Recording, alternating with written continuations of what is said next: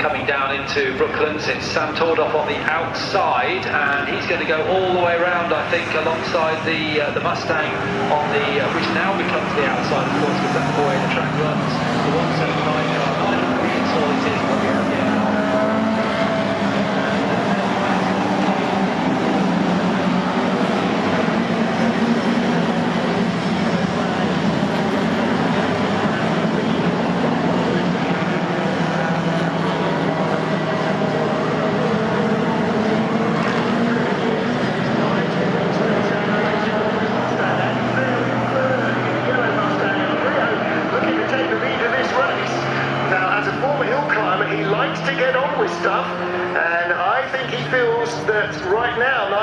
Is in the way, and he wants to get to grips with Sam Tordoff. So it's Tordoff who slithers his way around in the Falcon, the two similar engine cars behind, the two Mustangs, and Nigel Greensall. You can see the smile on his face, can't you, as he goes sideways through the middle element of Beckett's. Is that flashing lights from Andy Priaulx behind? Definitely. And that's Alex Brundle in fourth place as well. So Brundle has broken away from the group behind, led by Mike Whitaker. It is Alex Brundle in fourth place. In fact, it's Phil Quaife who's leading the next group from Mike Whitaker, the Harts, and Richard Dunn. Richard Dunn, the lead Cortina, the white car with the red highlights, car number 147. Fantastic start to the race for Richard Dunn, who will be missing his old sparring partner Neil Brown, the man who he inspired to get back into racing. And here's the battle for second. Greensall, the blue car, with the opposite lot. Priaulx, a little neater and tidier, using more of the road. And here comes Chris Hoy and everybody else stepping up onto the pit wall to see them coming steaming by. And so Chris Hoy's teammate and the car's owner, Alex Brundle, is in fourth place in the Mustang. Through the left-hander at Abbey and Farm into the tight right at Village, and it's still the Falcon of Sam Tordoff who leads, but the three Mustangs behind, and the one that's closing in is Alex Brundle after that rather tricky start where he got a bit caught up in some traffic, but he's now closing in on the three cars ahead. So it's a four-car battle for the lead, all with the 4.7 litre Ford V8 power under the bonnet. And look at the Alfa Romeo as well. That is the Hart, David and Olivier Hart. Who started that was David Hart, I think it was, in the 1600 Alfa Romeo, coming off the turn, trying to get by Phil Quaife in the Mustang, but Mike Whitaker has come back past him. Steve Soper is right in there as well. He started the number 7 Mustang himself with Henry Mann. Steve was taking his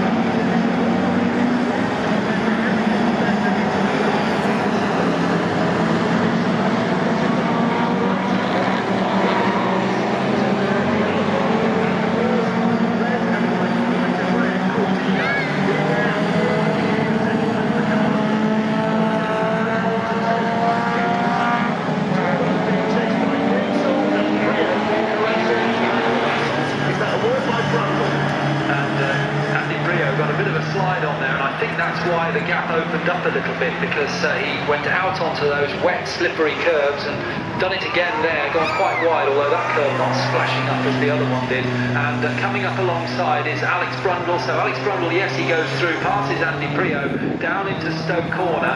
So it's still Mustang, second, third and fourth, but now it's the Brundle car that's third and the Priaulx car that is fourth. And then behind them, we should see in the back of our live stream shot, is the next of the Mustangs. In fact, there's three of them in a line before we get Richard Dunn in the course. So that's Soper in the blue car. So he's shuffled his way to the front of that queue.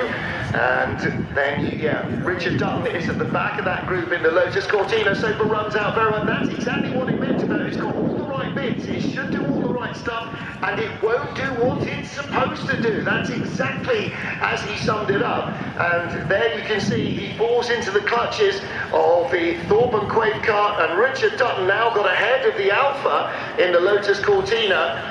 What the small cars need is rain now. Dutton drifts out wide. David Hart wider yet in that red Alfa GTA, and slipping up the inside of, it was Phil Quaife, it was James Yeah, James Thorpe that started the car. So in fact, it's James Thorpe that has started the 67 car. Misread my starting drivers lineup. David Hart goes past Richard Dutton on the inside. The Alfa and the Cortina giving away about 3 litres in terms of capacity to all the cars around them, but nothing in terms of speed. And they come down the Wellington Straight once again into the left-hander at Brooklands, and Richard Dutton moving left and right. Now somebody, this is James Thorpe. James Thorpe trying up the inside, but I think the Mustang much heavier.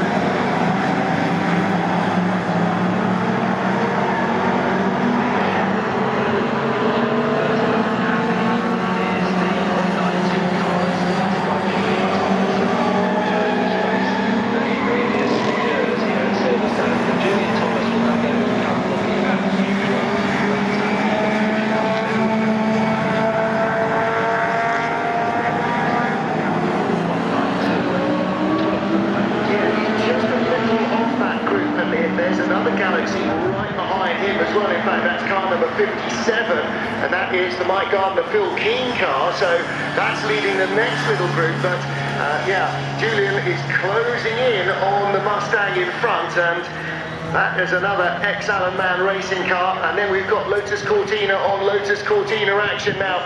They're all green and white, so we have to wait till they get alongside. That's Henry Neal, who shares with Gordon Shedden, and behind him, dialing in the opposite log, is Andy Wolff, who shares with Ben Tinkler. That's car 113, so it would normally be Matt Neal and Gordon Shedden in this Lotus Cortina, but Henry Neal is driving it, and the late Steve Neal, Matt's dad, Henry's granddad, Matt told us yesterday, is on board the car, or at least his ashes are.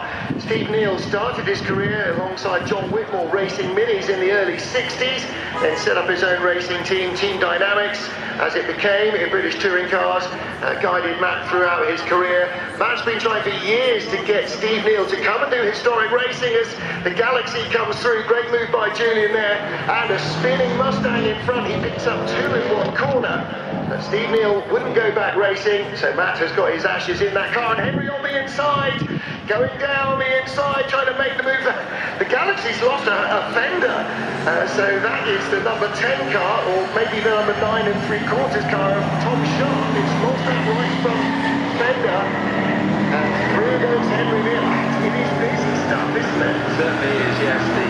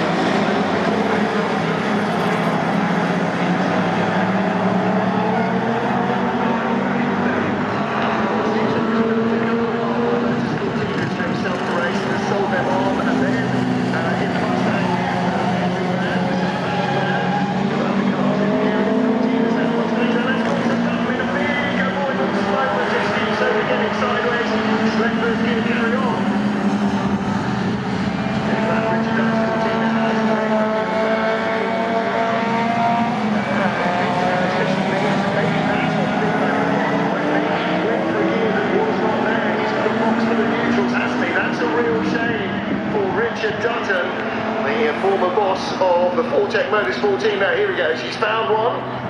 If he's got more than one, that's good. And David Hart is now ahead of Steve Soper once more, up into the top half dozen. Here's your race leader, Sam Tordoff, with Nigel Greenstall starting the car behind him.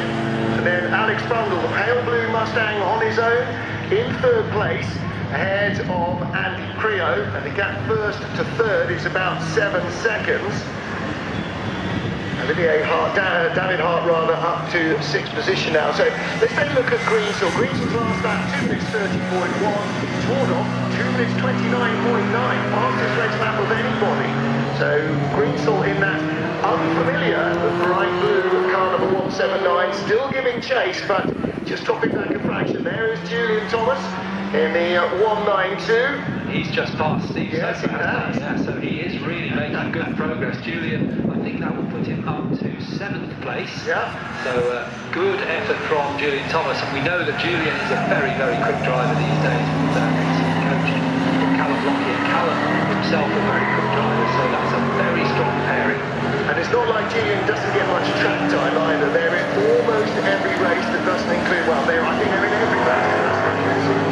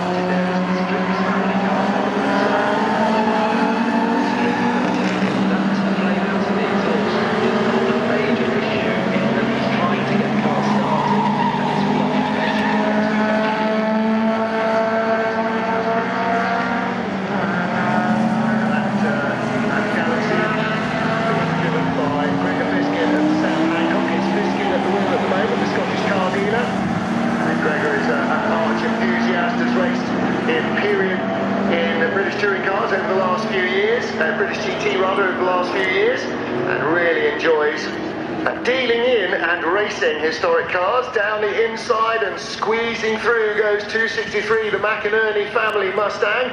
Michael and Sean racing that grey car, and just in front is the Mustang of Dave Coyne and Mark Wright, car number 4. And that's the white car with the red and blue stripes. Oh, that's the streets car. So, yeah. So the reason he was trying to get the engine going was he just recovered, or not recovered, as the case may be, from a spin and obviously fairly heavy contact with another vehicle or maybe the barrier. Got left front puncture and possibly collapsed suspension as well. So that car will hopefully make it round to the pits without causing any issues for anybody. Fastest race lap now for Nigel Greensall in 2nd place, 2:29.46 compared to the last lap, 2:29.54 of Sam Tordoff, so nothing between them. This battle rages behind the green, the red and gold, 63 John Davison, that's an Alan Mann Racing livery car.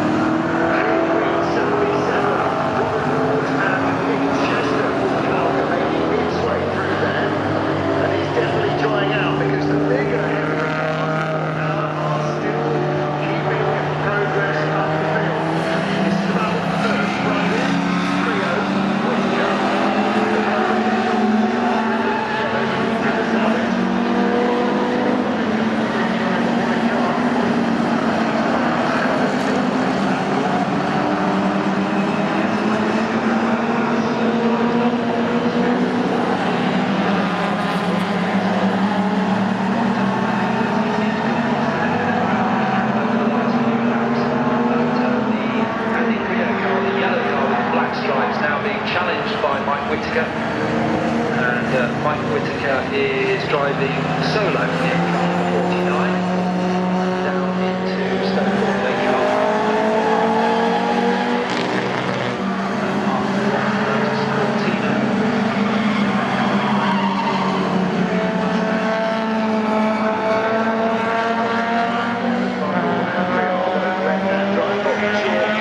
How that works around the Silverstone Grand Prix circuit. The right-hand drive car thing on the inside from all corners just is a little easier to place. It seems to be a little less tail happy as well. Of course, he's going to make a liar of me now and have an enormous opposite long slide. He's looking to come and make it 3 wide. Prio's trying to get by Brundle, but Whittaker gets by Prio instead. So he moves up to 4th place. And of course now he's not in the favourable position of seeing what the cars in front do and being able to attack either or both of them. He's now got to worry about Andy Prio behind, so he'll be feeling a bit of the pressure that Alex Brundler's had. Pit window is open and Nigel Greensall is in to hand over to John Spears. Sam Tordoff is in to hand over to Sam Tordoff. The British touring car ace stays in. I think Greensall carried on. He did indeed, I beg your pardon, yes he did. So it's only Tordoff that's come in, but he is solo. Really had to win. Well, he does, because the longer he is, he's going to be in the pitch the longest. But he wants to come out when there are fewer cars on track. So there are fewer cars to hold him up as he tries to recover. So if he gets in right at the very beginning of the pit window, then the cars will continue peeling off into the pit lane, and the hopings, fingers crossed, they might then hinder him less as he tries to undo that extra stationary time, and it will feel like forever. I wonder what the brakes of that car are going to be like having sat for another 2 minutes.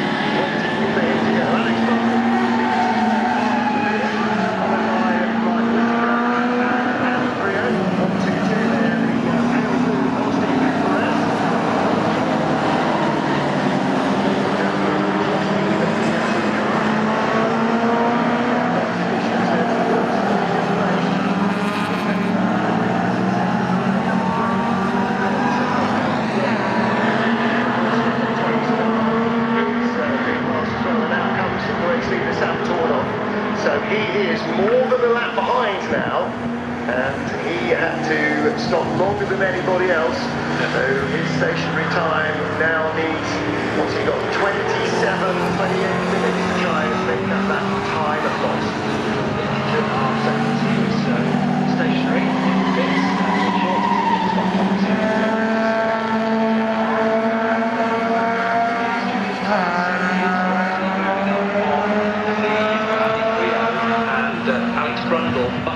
Just ahead of him, and he's currently running in what will be 4th place, 5th place. Yeah, 5th place. Julian Thomas. So actually we need to keep eyes on roughly where Sam Tordoff is.